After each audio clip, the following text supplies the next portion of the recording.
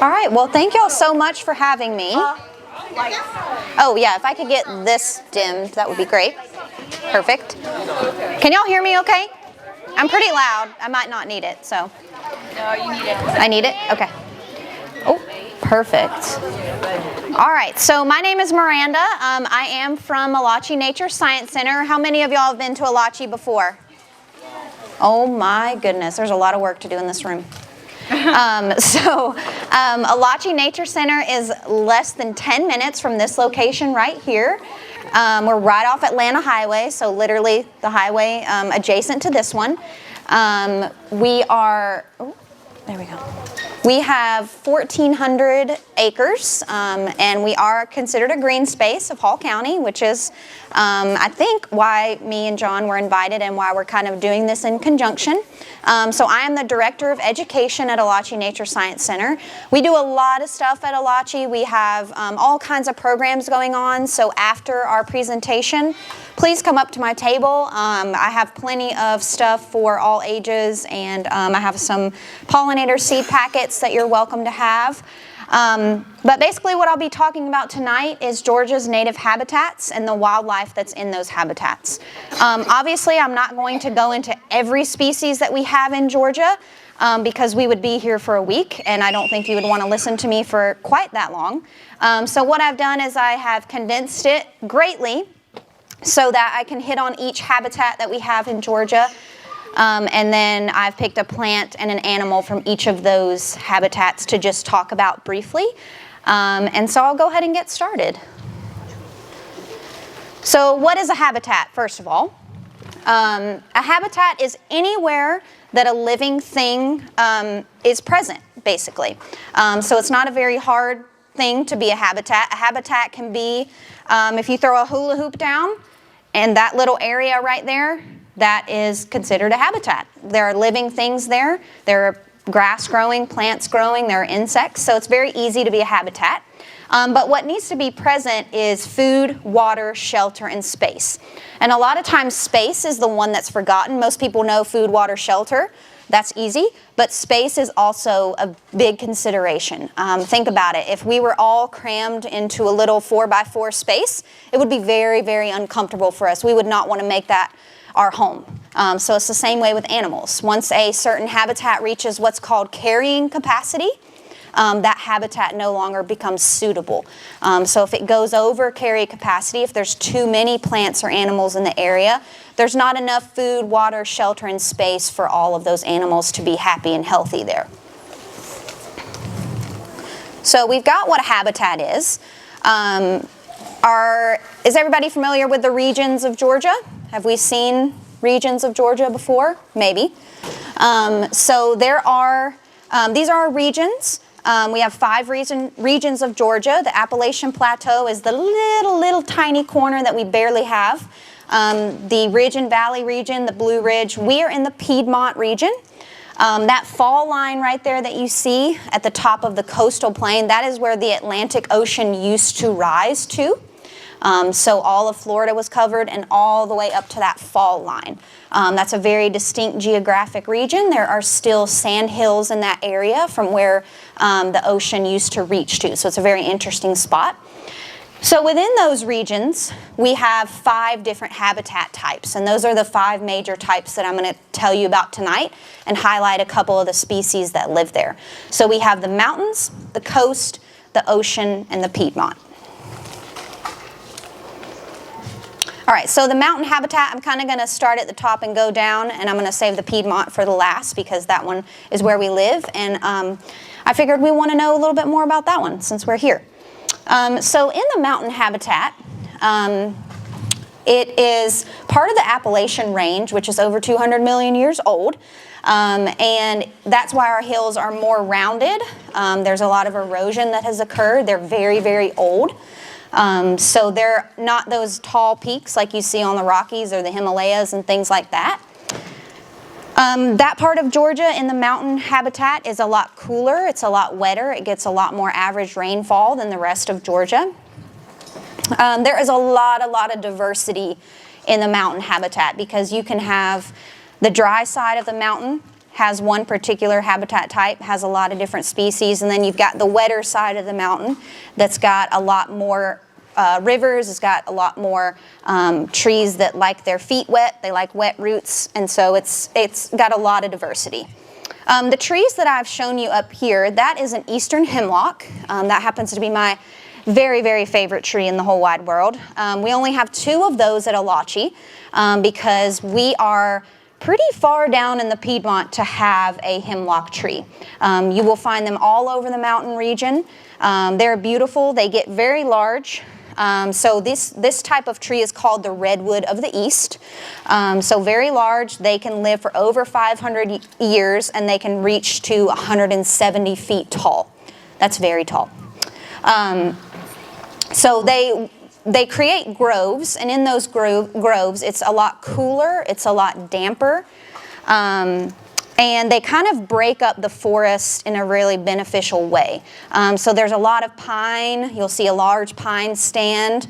Those trees are very tall. They block out the sunlight, and there's not a whole lot of diversity. When there's a grove of hemlocks, it creates a little bit more diversity. They tend to always be around a water source of some kind. And they're very neat because they're the habitat for about 90 bird species, and some warbler species will nest in no other tree besides a hemlock. And some rare plants are found nowhere else but in these hemlock groves. So the reason that I put hemlocks and our brook trout here together is because hemlocks serve a very important purpose when it comes to Georgia's streams and rivers. So we have a lot of streams. You guys know the Chattahoochee River that feeds into Lake Lanier. Very familiar with that. Hemlocks serve a really important purpose because their roots, like I said, they like their feet wet. They like their roots to be around water. And what these trees do is they are right next to that water source, the stream, and they actually hold the bank together. So if a hemlock falls, a lot of times there will be a lot of erosion in that area. The other reason that hemlocks are important to our streams and rivers is because they provide a lot of shade. This fish up here is a native brook trout. This is the only trout that is native to Georgia. There are 3 types that are found in Georgia. It is rainbow, brook, and brown. But this brook trout is the only actual native trout. They need a certain water temperature to be able to survive. So trout cannot be in water that is very cold, or I'm sorry, very warm. So if it gets above, let me see if I have it on here. So they like water from 45 to 60 degrees. If that water gets above 60 degrees, they are going to be moving on or they're not going to survive. They need a lot of oxygen to those gills.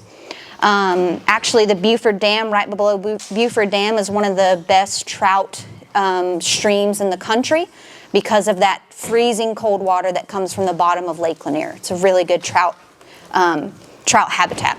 So anyway, hemlocks are important to these fish because they are, one, holding the bank together, but they're also providing that shade. So if it's a very hot summer like we have, it's going to be shadier and cooler where these hemlock groves are, and the trout are going to be a whole lot happier because they are keeping the water cooler. A lot of the things that trout feed on also need that cold water. If it is not cold enough, their food supply is not going to be there as well. So it's very important. Unfortunately, there is a non-native invasive pest that has attacked our hemlocks. So we have eastern hemlocks here. There are a few other species of hemlocks, but eastern hemlocks are the only ones that are in Georgia. If you look on that picture there, you'll see these white kind of pustules that are forming on the underside of the tree. Ooh. So anytime I see a hemlock, I automatically turn its branches over like a weirdo, and I look for these little egg sacs. So this is the egg sac of, it is called a woolly adelgid, which is a great word, very easy to remember. They are an aphid. We all know aphids. If you do any gardening, aphids are the absolute worst.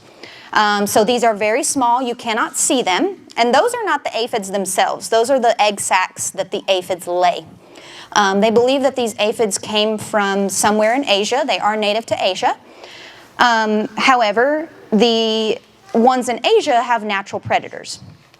We have no natural predator for the aphids that are here. So they have become very prolific, and what they do is they lay their eggs on the bottom underside of the needles.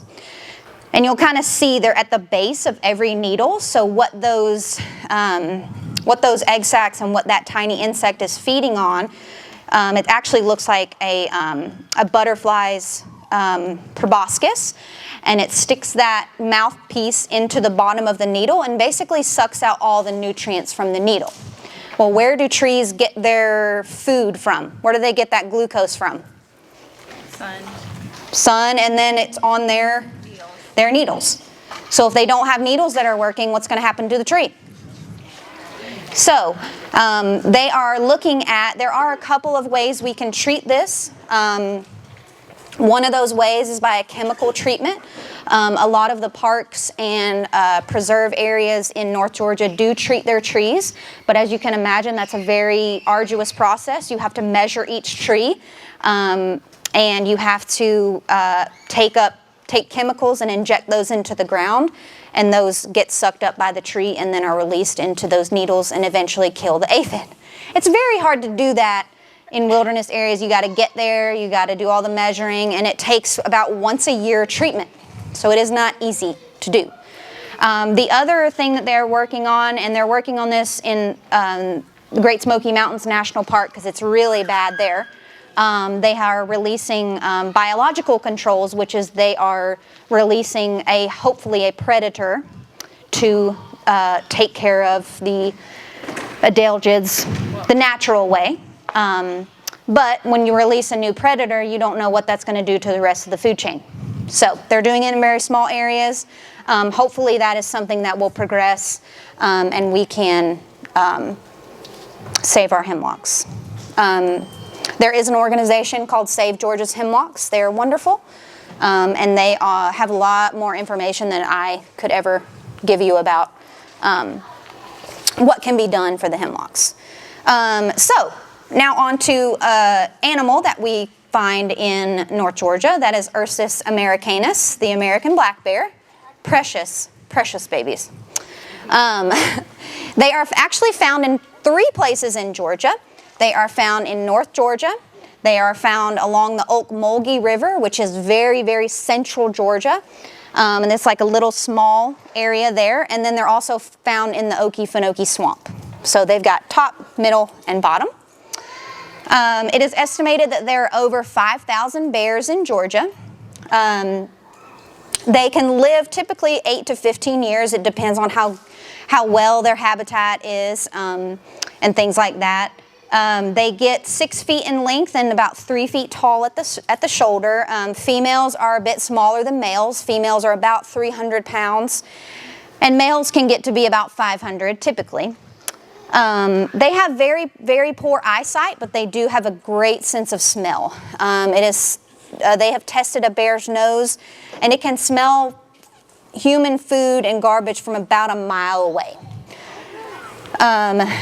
They are very, very good climbers. They can climb a tree no matter how heavy they are. You think that's a fat bear, there's no way he's going to climb, and he's really fast. And they can run about 30 miles an hour, and they're very good swimmers as well. So don't run, you're not going to win. Just kidding, they're not going to chase you. So their breeding season is in July, and their cubs are born usually in January or February, and they are born in the den, and they are completely dependent on mom. They are very tiny. They have their eyes closed just like a kitten or a puppy is basically what they look like. And they have a litter about every 2 years because the young ones do stay with their mom for about 1.5 years until she decides to kick them out. So I have a question. Do all bears hibernate? Ooh, I'm hearing mixed answers, and I don't know. No. So, very good. So, Georgia's bears do not truly hibernate. They go into what's called torpor. It's T-O-R-P-O-R. And that is very close to hibernation, but not quite. And the reason for anything going into hibernation is not that it's too cold. You see this chubby little mama right here. She could handle the temperatures that we have. They hibernate or go into torpor because they do not have enough food supply. There's just not enough food out there to keep that bear happy and healthy. So they have adapted to go into a state called torpor. And their heart rate gets really slow. Their breathing is very slow. They do not pass waste. They do not eat. And their body temperature reduces very much in order to preserve all that energy. So they can actually go more than 100 days without eating, drinking, or passing any waste. They are omnivores, so their favorite foods are grubs, berries, insects. If you go hiking in the North Georgia mountains and you see a log that looks like it's been torn to shreds, that's a bear. They love termites. They love any grubs that live in dead trees. But they will eat, if they have the opportunity, they can even feed on fawns. So they do eat small mammals, but it has to be pretty easy for them to get to. They don't really try very hard. That's why they love garbage. They are very big animals, and any energy expended is a lot of effort. And it's a lot of effort to make up those calories, so they really like the easy way. So people can come into conflict with bears because they will get into bird feeders, they will get into your pet food if you leave food out, if you leave bird seed and things like that out. Like I said, they love garbage, they love gardens, and they love beehives. So there tends to be a lot of human-bear conflicts wherever bears are. But black bears are very docile. The rate of attacks from a black bear is very, very, very small. And they're very non-aggressive. I have seen many, and they just tend to ignore you or run very fast away. They're just like a large raccoon is what I consider them. Okay, we're moving from very, very high North Georgia all the way down to the bottom, and we're going to talk about the swamp habitat. Swamps are one of the most interesting habitats. I love, love, love swamps.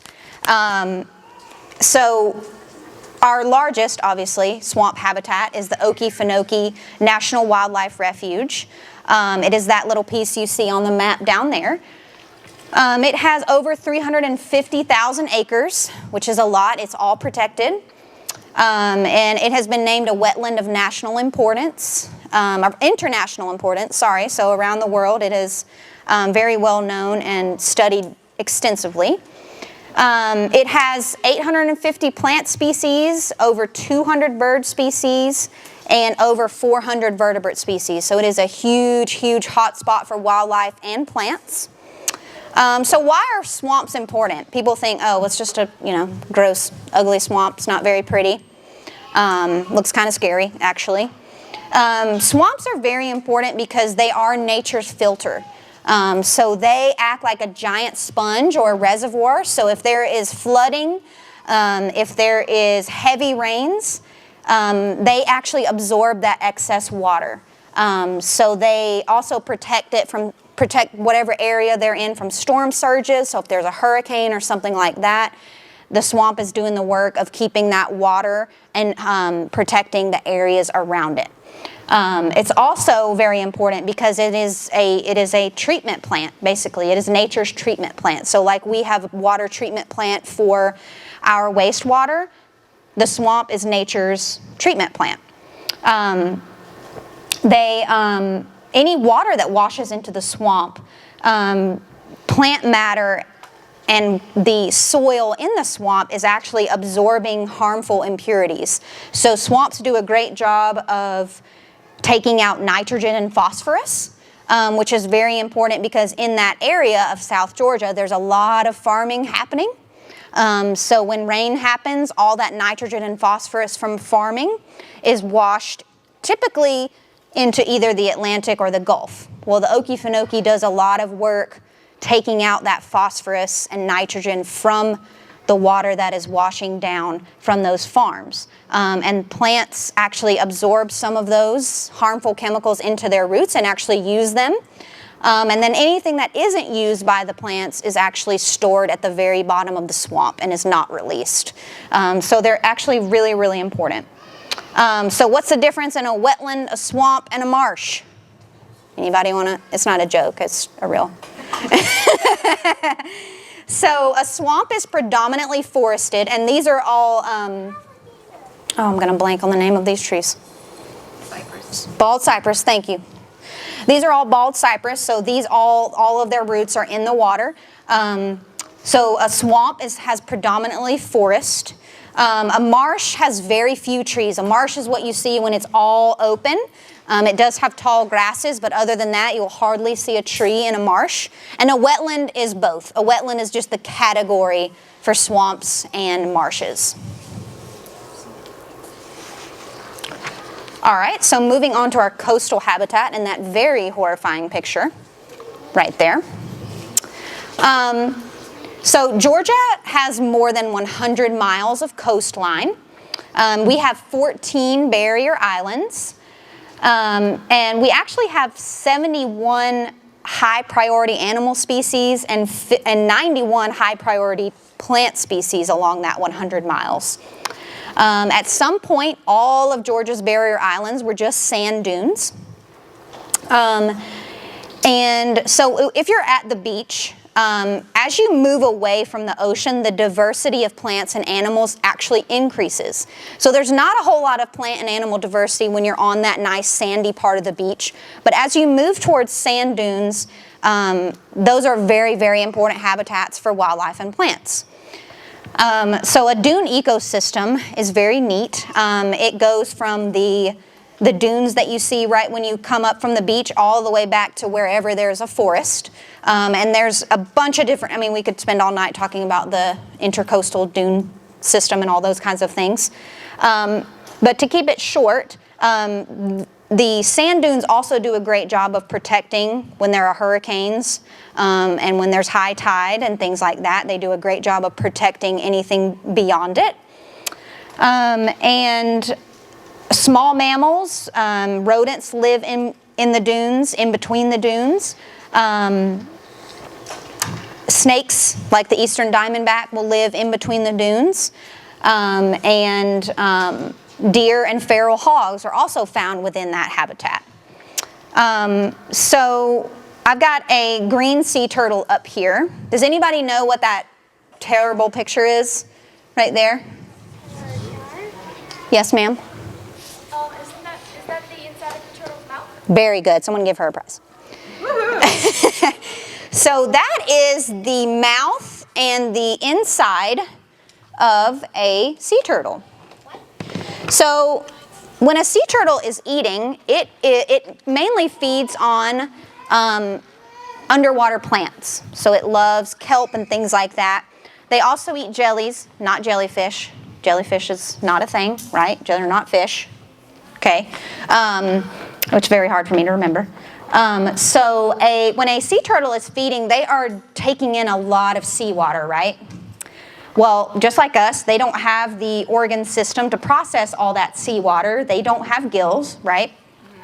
So they actually have, when they're eating, they will actually throw back up all of that seawater. Well, what you see in that picture are called papillae, and those are not hard spikes, but they are spikes, and that keeps their food from actually exiting their mouth.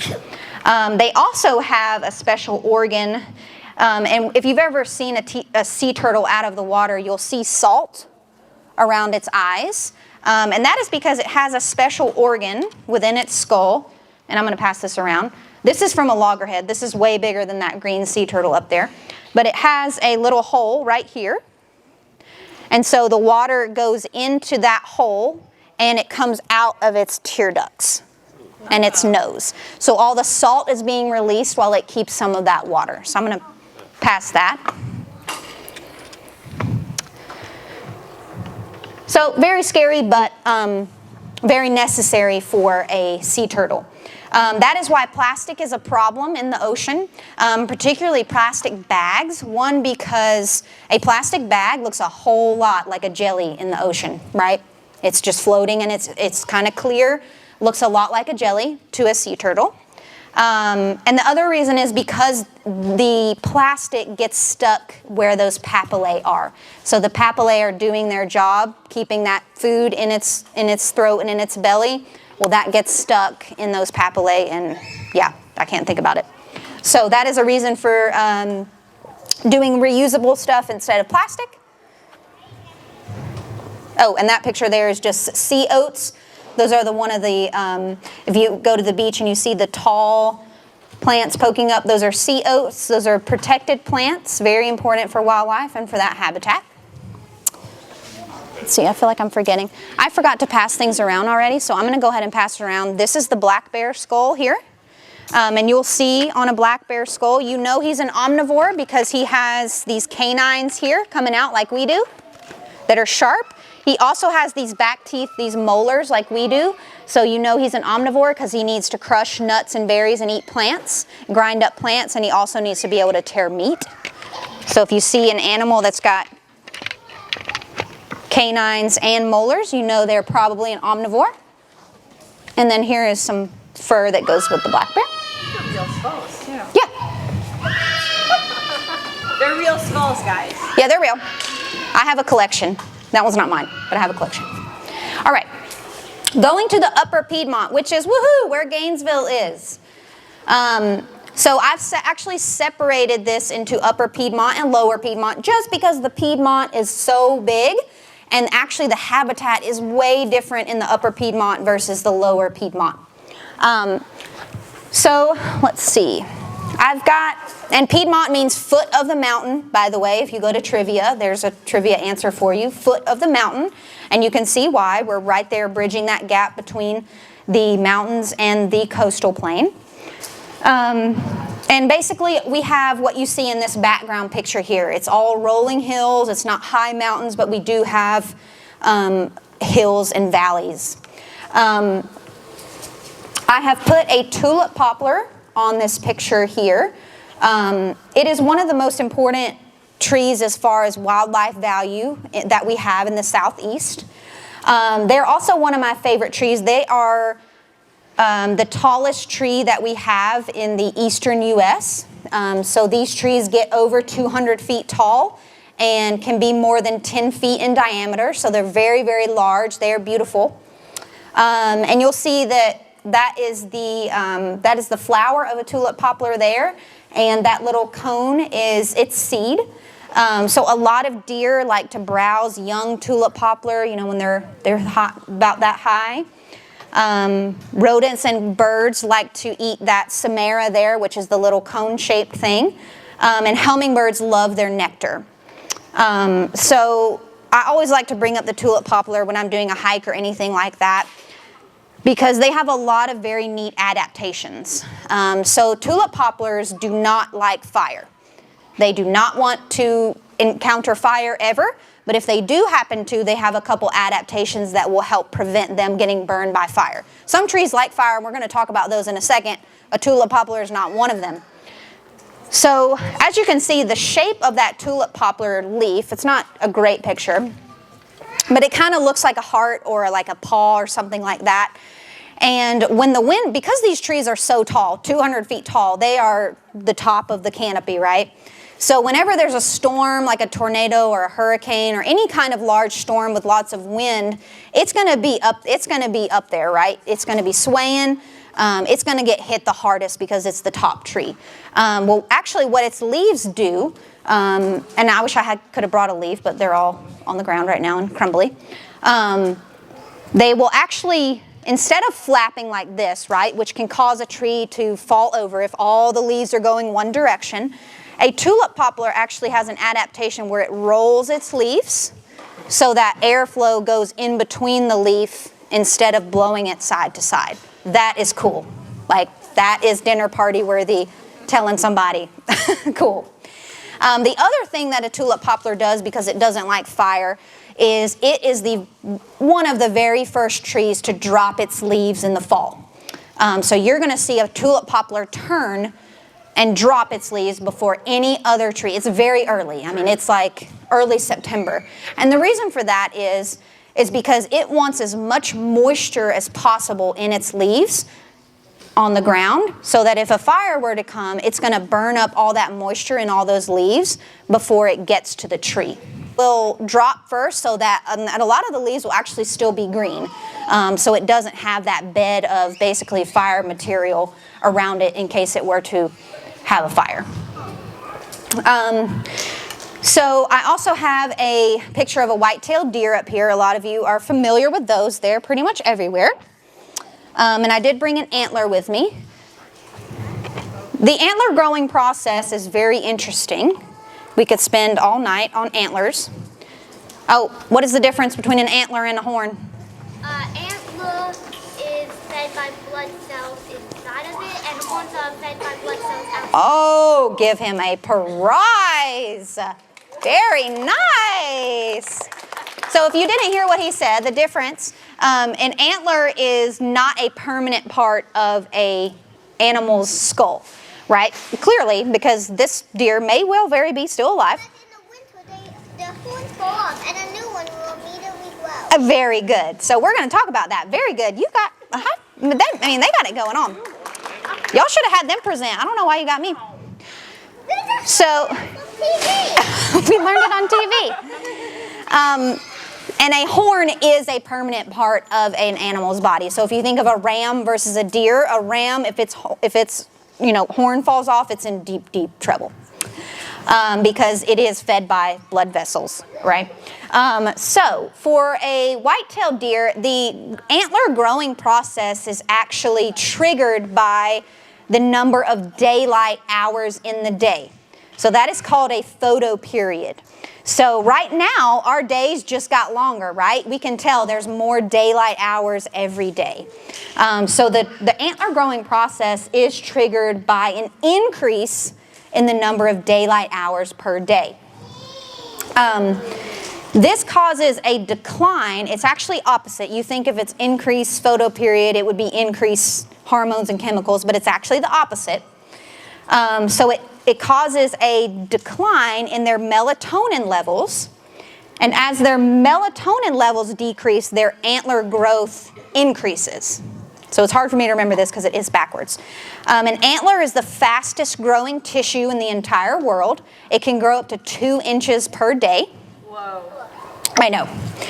So when an antler is first growing on a very young deer, it's very spongy. It is not all the way solid quite yet because it is getting fed by those blood vessels.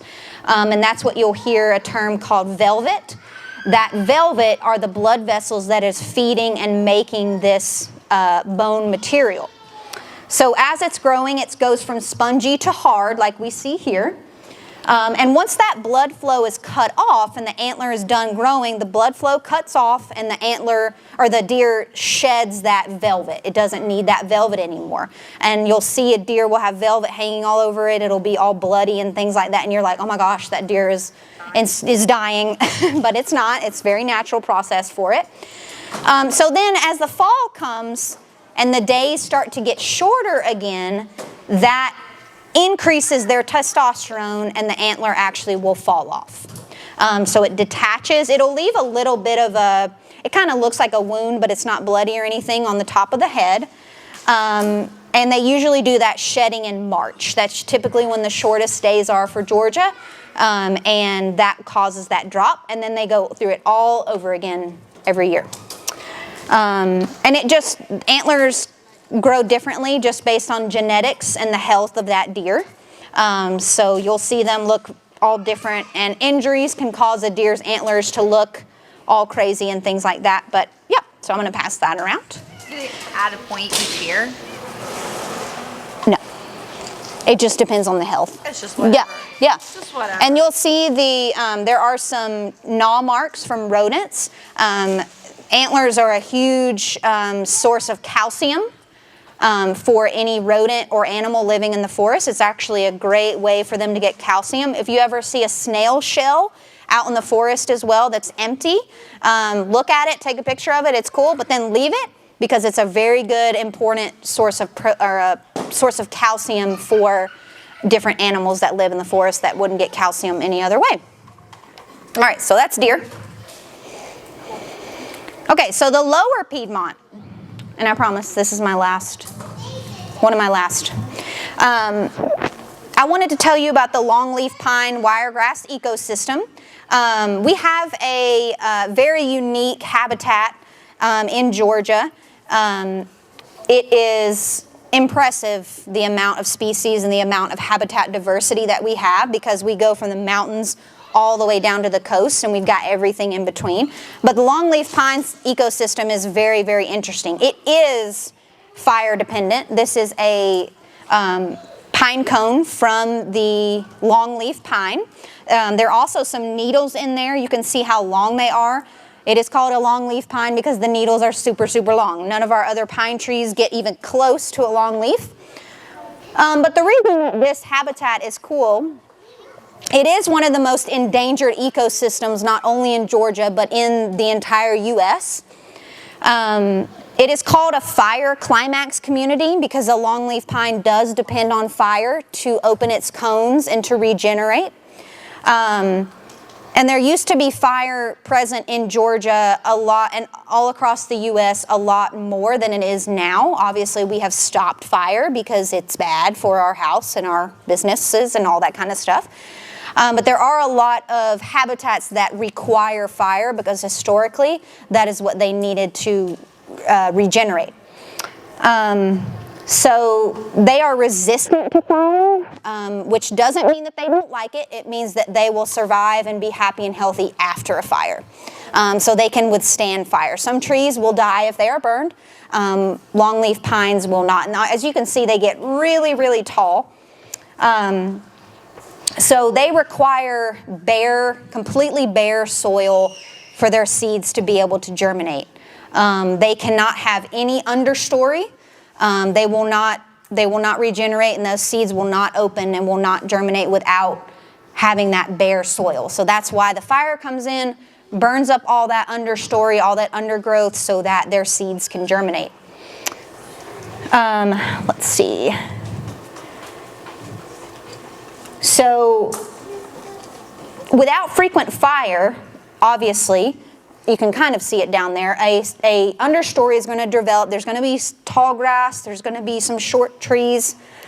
And a longleaf will actually establish a root, and it can be about 3 to 15 years. It'll stay in that tiny little sapling state, barely a sapling. I mean, looks like a little nothing. And it can stay that way for 3 to 15 years if it doesn't get the fire that it needs.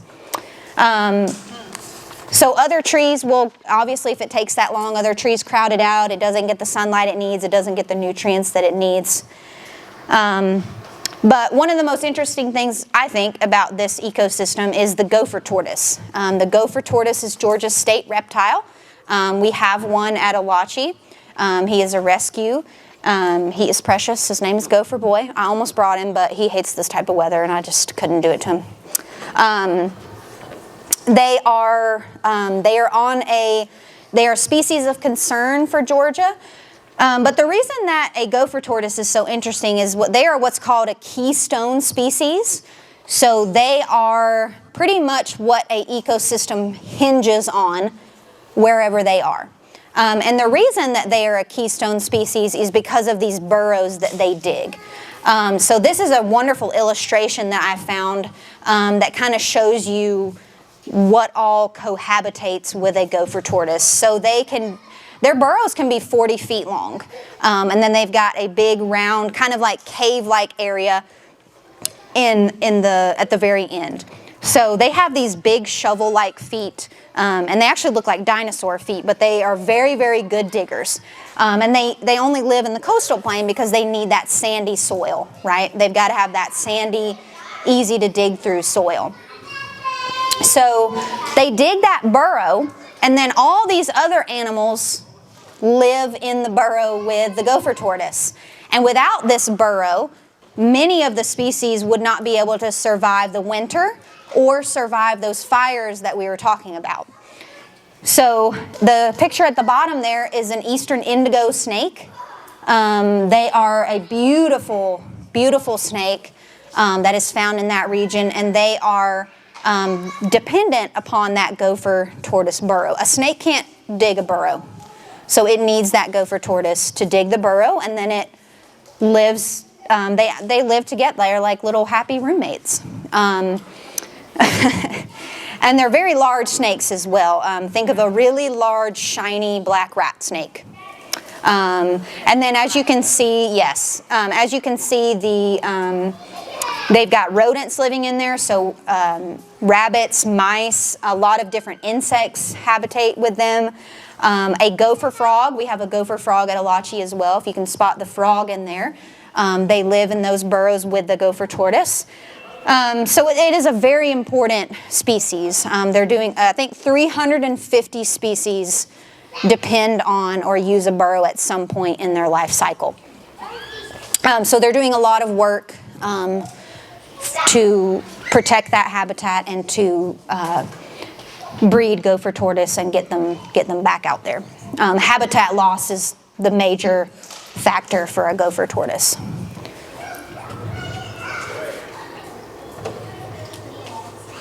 Oh, and I just read an article today that they found a 4-foot alligator that has hibernated in a gopher tortoise burrow for 3 years in a row. And they think it's the same alligator. And it is not a burrow that is near the water. Usually an alligator will hibernate or go into torpor near a water source.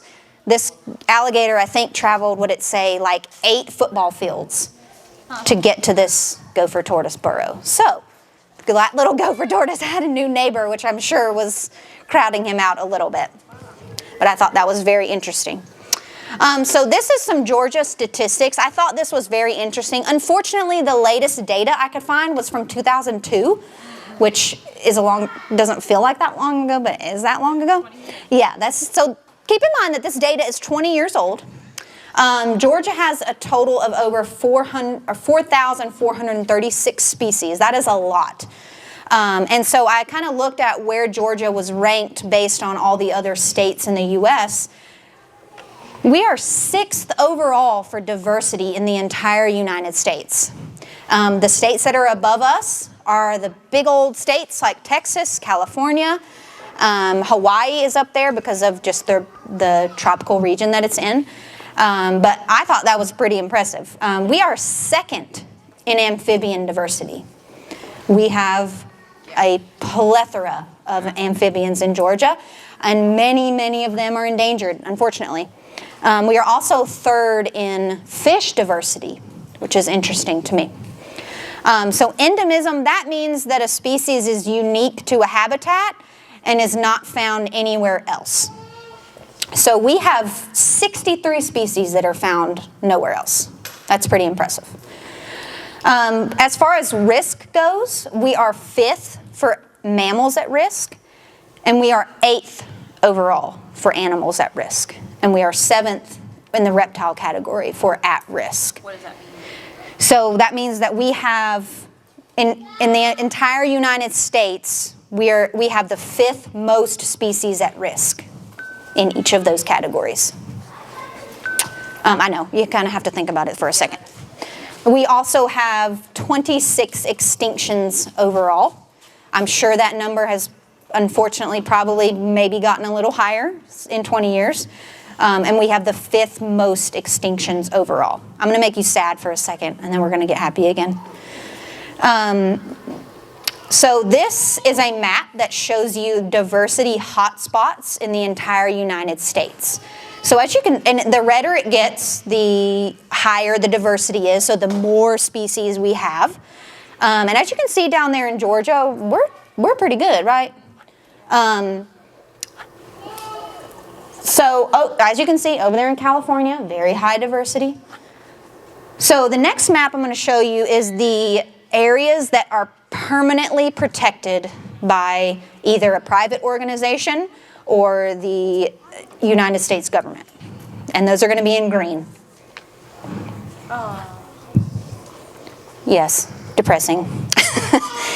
So it can be private as well. Okay. It can be private as well, but it is permanently. Now these are not the ones that have a 10-year lease or a 100-year lease or whatever those might be. These are the permanently, this is forever, no one can build, no one can touch it, those kinds of things. So as you can see for Georgia, we got the Okefenokee right there. Now, remember, this data is not 2002 data. This is, I don't remember what year this is from, but it is it is not nearly as old as our 2002 data. So, what can we do to be good stewards of this wonderful state that we live in? I mean, I'm blown away by how much diversity, how many species, and all that stuff that we have in Georgia. Georgia is a very, very unique place to live as far as species, both birds, mammals, amphibians, reptiles, all that kinds of stuff. So what can we do where we are? We can't save everything, and this is where I struggle, is because I want to save the world and I want to save everybody and every species and all those kinds of things. So what can we do right now at our house, at our homes, within our family, besides reduce, reuse, recycle, bike to work, don't carpool whenever you can, those kinds of things that everybody knows about, right? If you have a garden, be very conscientious about the pesticides that you use. I'm sure you've heard that before, but a lot of pesticides, they have effects to non-target things. So yes, I want to get rid of my ants, but also you could be damaging habitat for a butterfly or whatever else it may be. So just, not all pesticides are bad. Just make sure you're being very conscious about which ones you choose and about how and when you apply it. I like to tell people, if you're going to use pesticides, okay, but if you're going to use them, apply them at night. That's a little bit unconventional, but if you apply them at night, then you're not going to have all those pollinators buzzing around and getting into those pesticides. So plant natives and plant pollinator friendly. If you are buying your plants from Lowe's or Home Depot or wherever, a nursery, check the label for things called neonicotinoids. It's a very fun word. So neonics are something that the flower has already, or the plant has already been injected with a pesticide that can be very, yeah, they just sneak it in there. So if you look, it'll say neonicotinoid free or neonic free or something like that. So I encourage you to make sure you look for that if you're buying plants from somewhere. Keep areas of your yard wild. So it's okay if you want that beautifully manicured lawn with the beautiful pine straw and the azalea and the, you know, perfectly placed. I get that. I respect that. Maybe there's somewhere in your backyard that you could leave as a brush pile, or just letting it kind of grow, pulling out any non-natives or invasives and letting it just kind of be. Those areas are really, really important for rodents, for insects, for things that need habitat to overwinter. So your rabbits, and that'll provide all the way up the food chain, right? Let snakes be in your yard if you can. If it's a venomous snake, you know, you can call people to remove it. But snakes are good in your yard. They're going to keep that food chain in balance. I'm sorry, but cats belong inside, and I have 3. Like, I am cat lover, 100%. Cat lady, crazy. My cats do not go outside unless I am sitting there with the cat. Cats are the main Destroyer. I tried to word this nicely. They're destroyers. They are predators, and they will kill anything and everything in sight. I think the statistic I read is that cats do more damage than windows to birds. So windows are a top killer of our migratory species. Cats do more damage. They do damage to more than birds, so they kill a lot of reptiles like lizards, snakes, all those things. So it is a huge detrimental effect if you let your cat outside. Make sure if you do bird feeders, I have a ton of bird feeders, just make sure you maintain them properly, that you're washing them. If you see birds that look sickly or birds that have white kind of pus on them, that is a huge red flag. It doesn't mean that you have the bird flu in your yard, but it means that there's some sort of fungal disease going on, and you need to Clorox bleach your feeder so that it is not spreading to all the other birds in your neighborhood. If you can hang bat boxes, do that. Bats are incredible. Whoever had that shirt on earlier will know.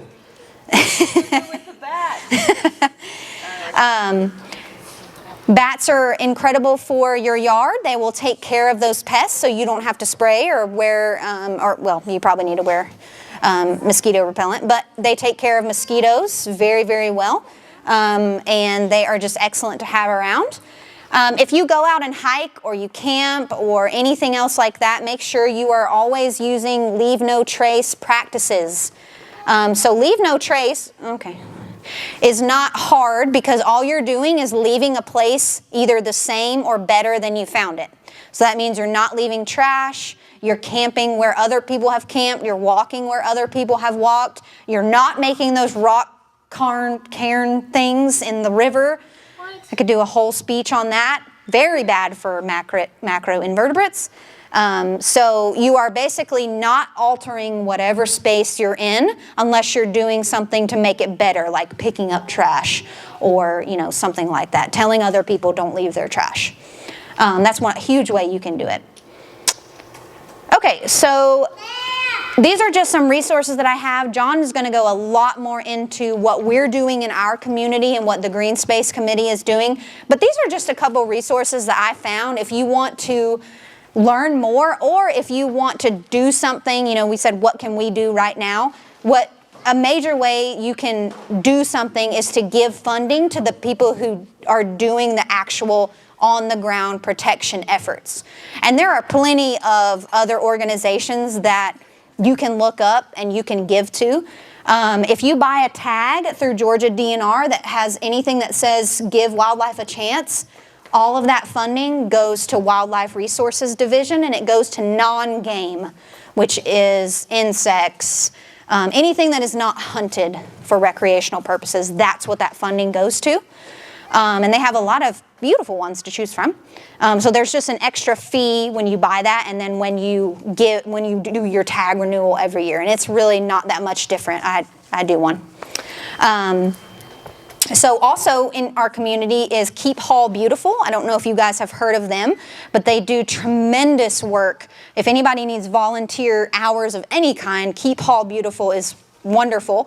They have projects where they clean out water areas, they clean out, they do trash pickup days. The amount of trash that they pick up and the amount of illegal dump sites that they clean up is phenomenal. They're a wonderful organization that's right here in Gainesville. I do have the Nature Conservancy and the Xerxes Society on here. These are both amazing organizations. The Nature Conservancy is buying up land so that it is permanently protected. And I love that. So they're doing the groundwork for doing all that longleaf pine, gopher tortoise stuff. They're doing it. And then Xerxes Society is, if you want to learn more about planting pollinator friendly, about the neonics we talked about, all that kind of stuff, they're an amazing pollinator organization. And then I've got 2 books there that I just really like, and they're really inspiring, but also have a lot of usable knowledge in them. So, and like I said, after John is done, feel free to come up to my table. I did bring a friend with me, a slithery friend, if you would like to come up after he is finished. So I'm going to let John take it away. When Ashley called me and asked me to speak to you tonight about the work of the Vision 2030 Green Space Committee, I told her that what we're doing right now is working with Hall County on the update of its comprehensive land use plan. And I said to her, that's boring. You're asking me to come and talk to folks? I mean, that's boring. Now it's important, but then we had a little further conversation and I learned that, what Miranda was doing, and I could certainly see the relationship or the connection between, we're talking about habitats here, habitat, and what the Vision 2030 Green Space Committee is doing as it relates to habitat here in Hall County. Now it's broader than habitat, but it relates to habitat. You know, she has spoken of the habitats for animals and for birds, and she's made a point of this, but where do they live? I mean, they live in the natural world. That's what she has been telling us. They live in the natural world, where there is, plants and insects and things of that sort that can support them. Sidney Lanier, for whom Lake Lanier was named, came through here in 1877. And he wrote a poem after coming through here. He wrote other poems too, but the poem that I want to mention is the poem Song of the Chattahoochee. And y'all, I know some of you, I know have heard that, probably read Song of the Chattahoochee. And in it he memorialized the beauty of the foothills of northeast Georgia. That's what that's about. He wrote, and these are his words, "The willful water weeds held me thrall. The laving laurel turned my tide. And the rushes and little reeds sighed. Abide, abide." Now, if Lanier were to compose an ode to the Northeast Georgia beauty today, its rhythm would be very different. The formerly rural valleys of Hall, about which he wrote, are populated now with over 240,000 people, with a projected growth of 380,000 people by 2030. I mean, in what, 7 years, 8 years? And to, listen to this, and to 540,000 10 years later. So if he were to write a poem today, it would sound very different than what he experienced and about what he wrote. Now, I've spoken of the people here, but the county is also populated with over 300 manufacturers, processors, and distributors. In the past 6 years alone, Hall County has seen over 14 million square feet of commercial development, with an additional 5 million square feet either proposed or under construction. From 1984 to 2000, we lost more than 2,000 acres of trees each year here in Hall County. We're now losing approximately 2,600 trees. 2,600 acres of trees a year. 2,600 acres of trees, what we're losing now. Hall County has, 275,800 acres within Hall County. And we have lost approximately 25% of our tree cover since 1984.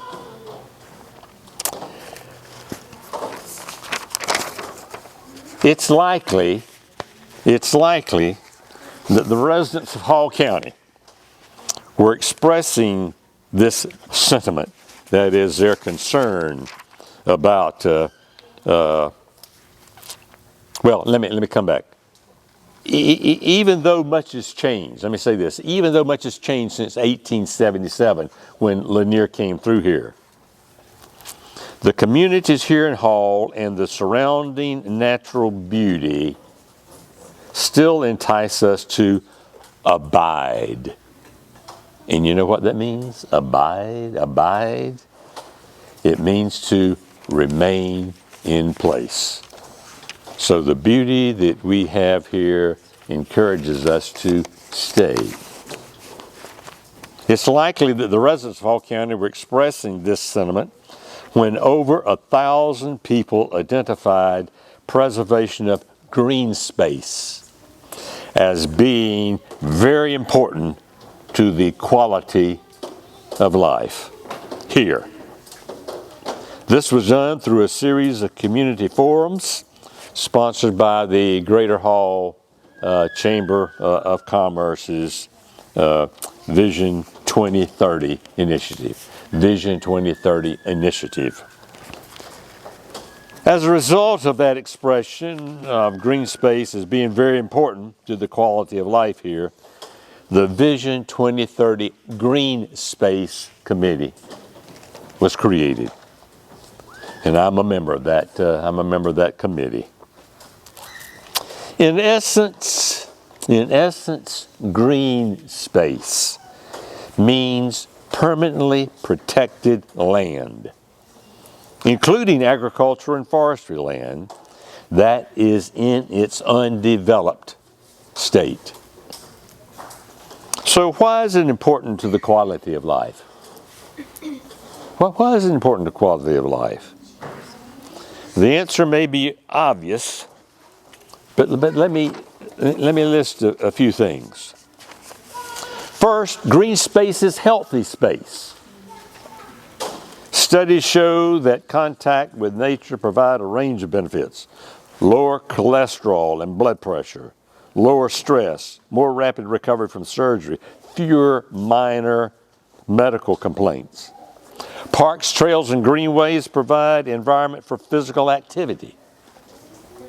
In children and teens with attention behavior disorders, contact with nature results in significant improvement. And trees reduce air and water pollution and keep our air cooler. Those things I've just told you supported by multiple studies. I mean, there's good information about that. Second, green space is good for our economy, our financial economy. It's good for that. It increases neighboring property values, and it's an economic engine.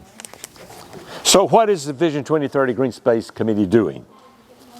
Hall County is beginning the process of updating its comprehensive land use plan, which will serve as a guideline for growth and development over the next 5 years. Think of it as a roadmap. That is a comprehensive land use plan, a roadmap.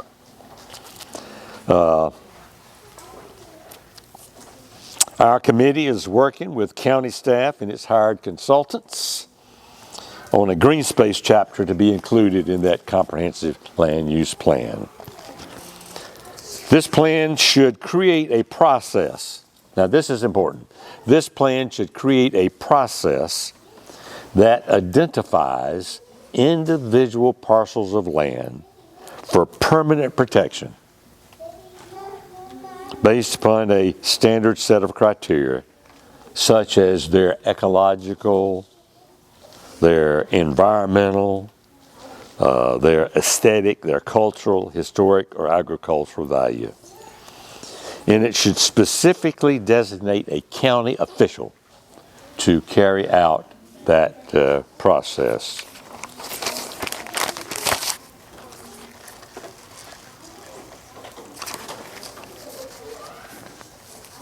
I have been speaking here, and I'm almost through, been speaking here of individual parcels of land as green space. That's what I've referred to, individual parcels of land. The green space chapter of the comprehensive plan should also identify areas of the county to be given permanent protection through county ordinance provisions, i.e. that is zoning, or other legal mechanisms. Areas of the county. These areas I'm talking about would be areas that serve as natural habitats and corridors for birds, animals, and native plants. Give some protection to those areas where they're native, where they're habitats and corridors for birds, animals, and native plants. Protection for wetlands, stream banks, watersheds, prime agricultural and forestry lands, archaeological and historic sites, even scenic corridors. I mean, that's the value too. I mean, you're riding along the highway, to have a nice area that's open green space and providing protection to perhaps other area.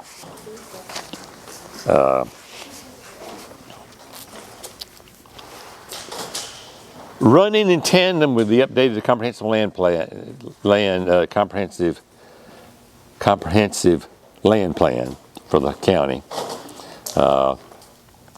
is a new document called a Unified Development Code. And this puts what's in the comprehensive plan into law, county law regulation. And that will be going on at the same time. And I'll not go any further into that because that's not interesting to you, I know, but it's important.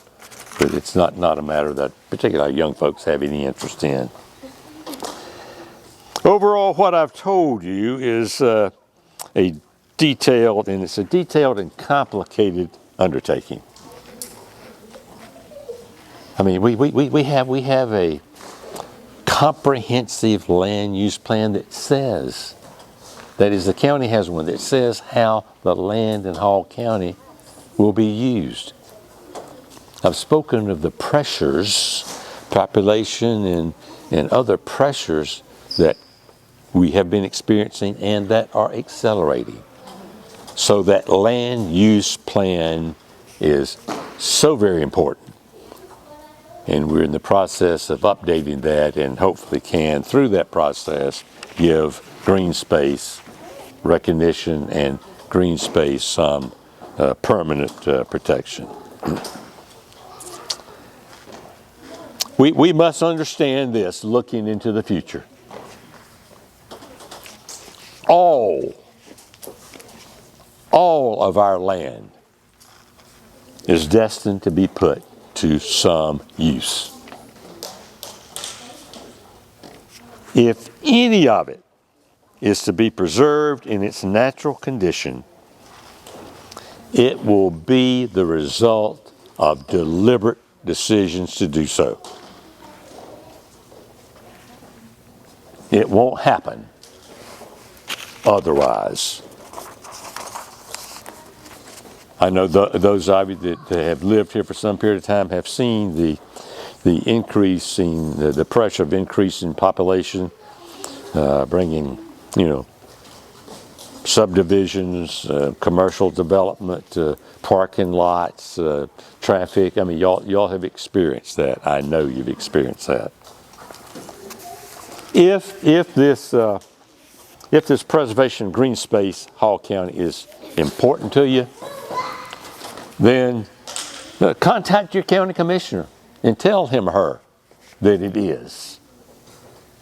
Follow the Hall County website and its postings for an update on the comprehensive plan. It's an ongoing process now, and we, the public, will be given an opportunity to provide some input at public forums that will be conducted. And I just say to you, if it's important to you, speak up. Make it known that it's important to you. And I hope you will. I hope you will. I have here on the corner, I've left a one page, gives you an outline of the work of the Green Space Committee, and on the back side of that, just some data that's real important as to why green space is important. So thank you for the opportunity of speaking to you here tonight. All right. Good day.